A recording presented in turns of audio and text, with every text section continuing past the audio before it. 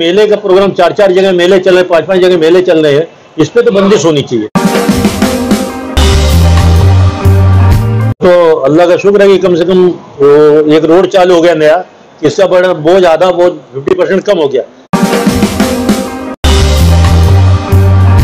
तो फडणवीस साहब ने कहा कि पीढ़ी वाले पीड़ित हैं, उनका तो हम कर देंगे, लेकिन ये जो टेम्पोररी वाले हैं ये पीड़ित नहीं है, इसके बारे में सोचेंगे। कि एनसीपी के जो आमदार है उनकी जिम्मेदारी होनी चाहिए, उनको कहीं ना कहीं उसका रास्ता आकर्षण बना के देना चाहिए ताकि ये मसला हल। ये आने वाले इलेक्शन में एक मतलब समाजवादी पार्टी को फिर से आजमा में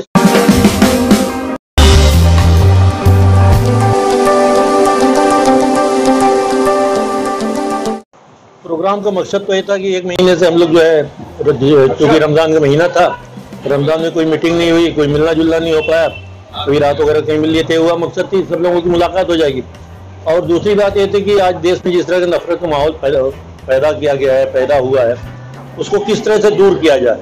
तो हमारी एक मंशा कि इतने से तो नहीं दूर हो सकता, लेकिन इस तरह से सारे लोग अगर इस तरह से सोचेंगे, सारे लोग इस तरह का प्रोग्राम करेंगे तो इंशाल्लाह आपस में हिंदू मुस्लिम जिस तरह से एकता पैदा होगी, मोहब्बत पैदा होगी। मकसद ये है कि देश में किस तरह से भाईचारे का माहौल बने। तो कौन कौन मेहमान थे आपके वगैरह? हमारे मेहमान राशिद आदमी साहब थे और आदिल खान आदमी एक्स जो है हमारे प्रेसिडेंट, आज सचिव है प्रदेश के, वो थे, और बाकी सारे हमारे समाजवादी पार्टी परिवार के लोग थे। तो बहुत दिनों से समाजवादी पार्टी की तरफ से कोई प्रोग्राम तरतीब नहीं दी जा रहा, इसके पहले का प्रोग्राम कैंसिल हो गया था, छोटे छोटे प्रोग्राम हुए, तो कोई बड़े प्रोग्राम क्यों नहीं हो रहा? बड़े प्रोग्राम नहीं हो पाए, छोटे प्रोग्राम तो बहुत हुए, रैली हुई, एहतजाज हुआ। आपको भी पता है कि अभी बीच में भी लाइट की बिल को लेकर के पुलिस स्टेशन के सामने 14 मार्च को किया गया था, मुंबई में भी हुआ था, यहाँ भी हुआ था। उसके पहले बिल्किस बानो केस को लेकर के हुआ, हिजाब को लेकर के हुआ, और कलवा में एक बदमाश ने कुछ इस तरह की वीडियो चलाया था, उसके खिलाफ हम लोगों का एहतजाज हुआ। एहतजाज बहुत है, लेकिन बड़ी मीटिंग नहीं हो पाई। और हम लोग भी सोच रहे थे, परसों भी आपस में बात हो रही थी कि हमारे जो अभी जिला अध्यक्ष, नवनियुक्त जिला अध्यक्ष है मामा मौजम, वो 2-3 दिन में आने वाले हैं, तो आ जाते हैं तो उनसे मशवरा करके एक बड़ा प्रोग्राम, पब्लिक मीटिंग कहीं रोड पे करेंगे इंशाल्लाह। उसमें वो आसिम आदमी साहब खसूसी तौर से आएंगे करके एक हफ्ते नहीं बल्कि और लंबी भी चली थी, उसको लेकर के जो हमारी सिग्नेचर जो हमने जमा किया था, तो उसको लेकर के हम अबू आसिम आदमी साहब के साथ में मिलकर साथ में जा करके और फडणवीस साहब के कार्यालय में उसको सारी जमा किया, और एक उनका कवरिंग लेटर वो आसिम आदमी एमएलए का लेटर उनके साथ लगाया कि भाई इस तरह की प्रॉब्लम है।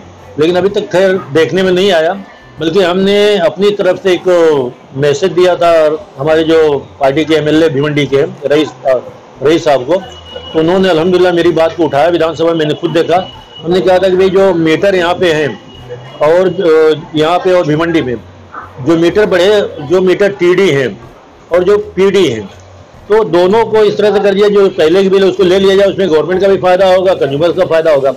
तो उन्होंने मैटर उठाया था, तो फडणवीस साहब ने कहा कि पीढ़ी वाले पीड़ित हैं, उनका तो हम कर देंगे, लेकिन ये जो टेम्पोररी वाले हैं ये पीड़ित नहीं है, इसके बारे में सोचेंगे। तो अभी तक कुछ हुआ नहीं, लेकिन इंशाल्लाह उम्मीद है कि हो जाएगी। पीढ़ी वालों को तो उन्होंने इंटरेस्ट माफ कर दिया है।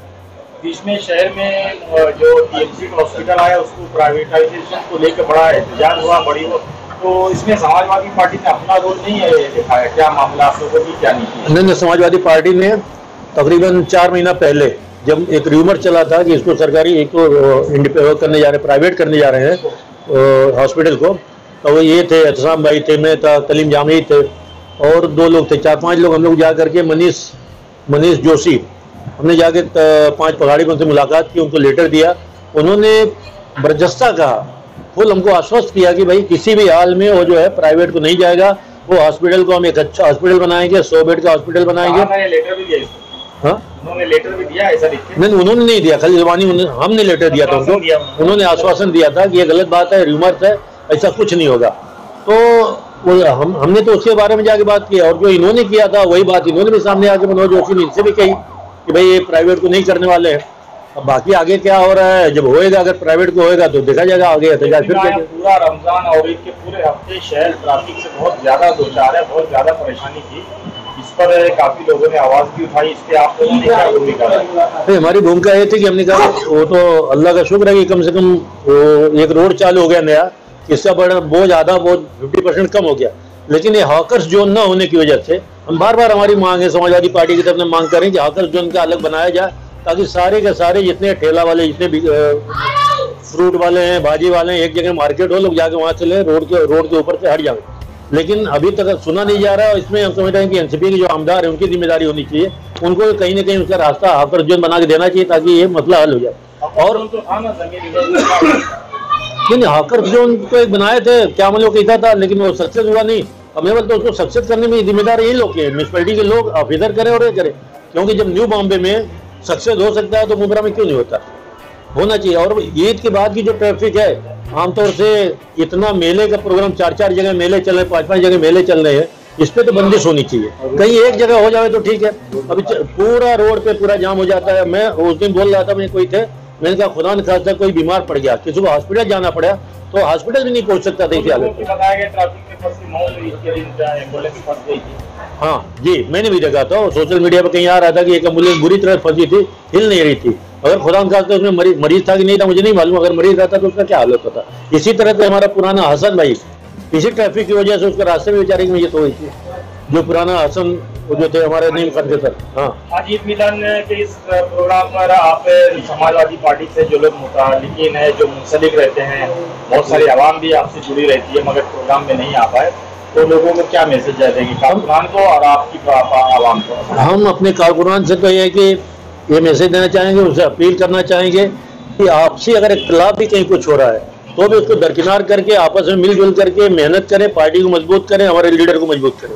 اور سارے عوام کو تو ہم عید کی مبارکباد دیتے ہیں اپنی آفس سے آج مبارک موقع پہ, اور سارے عوام سے ہم اپیل کریں گے کہ آنے والے الیکشن میں ایک مرتبہ سماجوادی پارٹی کو پھر سے آزمائیں, سماجوادی پارٹی کا ساتھ دیں, سماجوادی پارٹی کو جتائیں اور انشاءاللہ ان کو کسی قسم کی شکایت نہیں ملے گی. سویرا نیوز نیٹ ورک کو لائک کریں, سبسکرائب کریں اور بیل آئیکن دبانا نہ بھولیں.